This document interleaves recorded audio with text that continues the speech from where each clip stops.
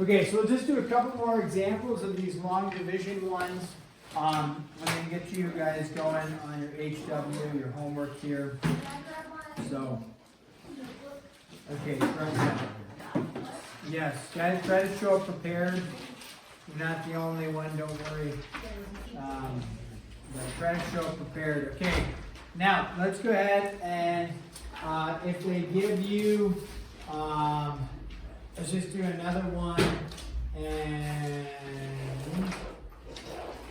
I have that.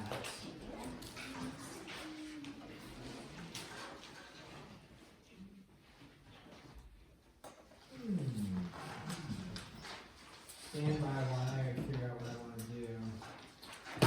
Okay, let's do this one for practice. This is 8.6 continued long division, and if they give you, let's go with 3x squared plus 11x minus 15 divided by 3x minus 4, okay? They'll be written in that format. What we're going to want to do is we're going to want to put it into long division format. And the long division format is we take our divisor. Now make sure your divisor and your dividend, which is the top, the divisor is the bottom, they're written in standard form. So in this case, 3x minus 4 is already in standard form. And the one on above, 3x squared plus 11x minus 15, that is also in standard form.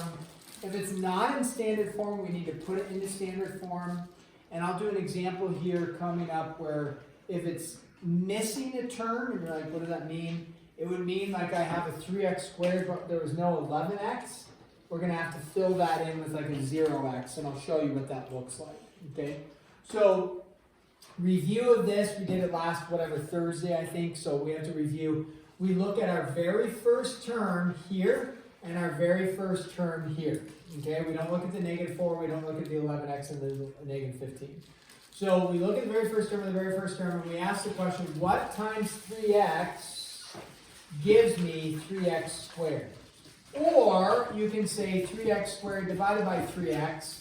What is that? And that's the value that's going to go up there. So what times 3x gives me 3x squared? Or you can take this divided by this, and you'll end up with what value? Just x, right? So when we do that, then we take the x, and what do we do with it? We multiply it. We multiply it to what? 3x. 3x, so you get 3x squared, and you multiply it to the negative 4. You distribute it in. Now with that, your first term should always match and be the exact same, always. And then, what do we do with long division? We subtract, so we're going to subtract the whole thing. I showed this before. If you just want to change the sign on both of them, you can do that. You could, because this subtraction of the whole thing, you're going to distribute that negative in like that, right? So you're going to distribute the negative in. When we do that, the signs are going to change. So this was a positive 3x, it now becomes a negative. Your first term should always cancel, if you get it right. And then your second terms may cancel or they may not. In this case, they do not, but a negative and a negative becomes a positive. Grading the MCAs, there's a problem on there. So many people forgot to distribute the negative in. Not on long division, but a simplification problem. So many people. And they just left it as like a negative. So a negative and a negative become a positive. 11x plus 4x becomes what? 15x. And then the next step in long division is drop the next term, right? So minus 15. Now, what times 3x gives me 15x? 5. And it's a positive 5, right? 5 times 3x is 15x. 5 times a negative 4 is negative 20.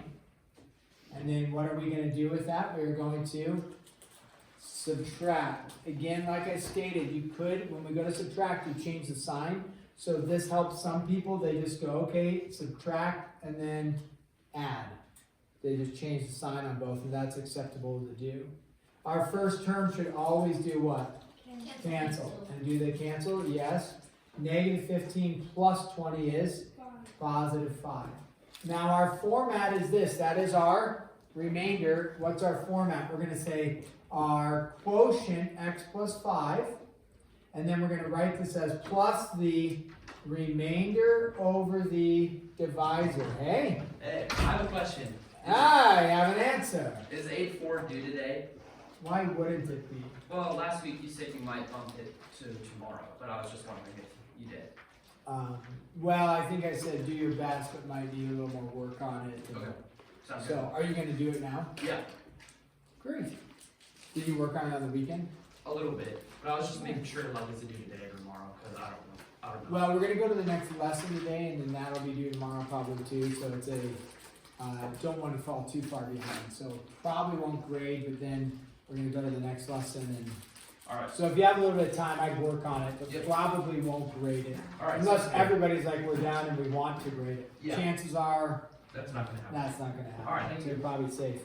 Okay, so you take your quotient plus remainder over divisor. That's the rule, or the formatting, okay? And that would be your answer right there.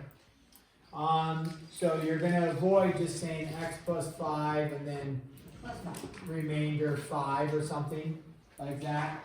You're going to avoid doing that for the remainder. You're going to put the remainder over the divisor.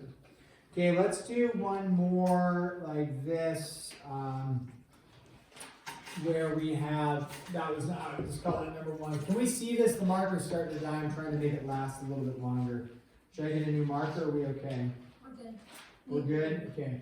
Let's go with this one, x to the 4th minus 16, okay? All divided by x minus 2.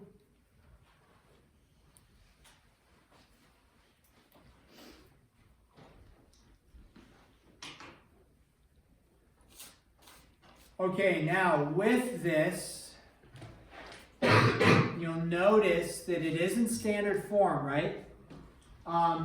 If this was written like this, and maybe I should have written it like this so that we could adjust it. You don't need to. But if it was written like this, negative 2 plus x, is that standard form, negative 2 plus x? No. So if it was written like that, because you will have a couple problems that are written like that, when you go to divide, and you set up your division like this, don't leave it in non-standard form. Put it in standard form, which means take this and say x minus 2. Okay, so make sure you put it in standard form. When we look at this one, this is in standard form. We do have an x to the 4th and then no x, right? So the error will occur in this. If you have x to the 4th minus 16, we're going to get an error. Okay, so you don't need to write that because I'm going to change it, but I'm going to show you what happens if we don't fill in our gaps. Our gaps meaning this: there's no x cubed, there's no x squared, there's no x, there's just a constant. What would happen is this: what times x gives me x to the 4th? X to the Cube. 3rd, yep, or x cubed. So that's not an error, that's fine. We then take our x cubed, right, and we go x cubed times x is x to the 4th, x cubed times the negative 2 is negative 2x cubed. We would subtract, so we change the sign. Okay, those cancel. The issue is that do 16 and 2x cubed combine? Negative 16, I'm sorry. No, they don't combine, right? Over here, these combine, these combine, these combined, these combined, right? So everything should combine. So we're missing, instead of, what are we missing here? Well, we need a x cubed, right? That would be what we need. So what we're going to do is, when you are missing terms, I'm going to erase this, we're going to do it correctly. X cubed is actually correct, I'll erase that though just for now. Is that you need to fill in with an x cubed. Well, in this original problem, how many x cubes are there? 0, but you would state 0x cubed. How many x squareds are there? 0. How many x's are there? 0. And then, is there a constant there? Yep, negative 16. So you fill in with 0x on whatever terms are missing. Since it started at its x to the 4th, we had to go down, cubed, squared, and x, and fill in with zeros all the way. Okay? When you do that, everything stays the same. You're just going to be adding or subtracting from 0 there. So again, we take a look at x. We already answered this. What times x gives us x to the fourth? X cubed. And so you get what? X to the fourth minus, in this case, it distributes in there, 2x cubed, right? Yeah. We go to subtract. Do you guys have a preference? Just change the sign or show the subtraction? Just change the sign, okay? So we change the sign because we're going to subtract the whole thing. So we go minus, plus, first term should cancel, and then we have 0x cubed plus 2x cubed is how many x cubed? 2x cubed, and we drop, even though it looks a little weird, what are we going to drop? 0x squared. We then take what times x gives us 2x cubed? 2x squared, okay? And we take the 2x squared, we distribute it in, so 2x squared times x is 2x cubed. 2x squared times a negative 2 is negative 4x squared. Again, we subtract. When we subtract, we're going to just change the sign. I think we're comfortable with that. Sounds like that's kind of what we want to do. So we subtract, so we go minus and then plus. Our first term's always what? Cancel. If we did it correctly. Those cancel. We're left with a 4x squared. And what do I drop down? 0x. We then look at the first term and the first term. What times x gives us 4x squared? 3x. Not a 3, but a 4x, right? And so then we go 4x, and we distribute it in. 4x times x is 4x squared, and then a negative 8x, right? And 4x times a negative 2 is negative 8x. We subtract, so change the sign.